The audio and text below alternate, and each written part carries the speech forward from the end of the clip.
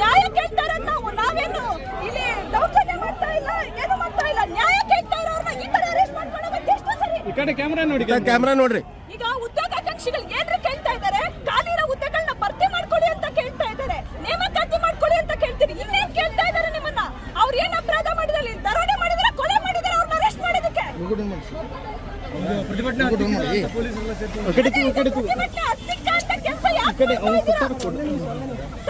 ಅಕ್ಷಯ್ ಯಾಕೋ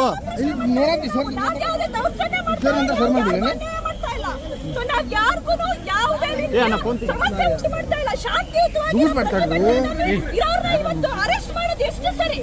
ಉತ್ತರ ಕೊಡಿ ಪೊಲೀಸ್ ಇಲಾಖೆ. ನಿನ್ನೆ ಪರ್ಮಿಷನ್ ಕೊಡಲ್ಲ ಅಂತ ಹೇಳಿದ್ದಾರೆ. ಹೋರಾಟಕ್ಕೆ ಯಾವ ಪರ್ಮಿಷನ್ ಬೇಕು? ನಮ್ಮ ಹೋರಾಟ ನಮ್ಮ ಹಕ್ಕು, ನಾವು ಹೋರಾಟ ಕಟ್ಟೆ ಕಟ್ತೀವಿ. ಕಾಲಿರಂತ ಹುದ್ದೆಗಳನ್ನ ಭರ್ತಿ ಮಾಡ್ಕೊಳ್ಳಿ, ಅವತ್ತು ನಮ್ಮ ಹೋರಾಟ. ನಿಮ್ಮ ಹೆಸರು? ನನ್ನ ಹೆಸರು ಅಂತ ಉದ್ಯೋಗಾಕಾಂಕ್ಷಿ ಹೋರಾಟ ಸಮಿತಿ.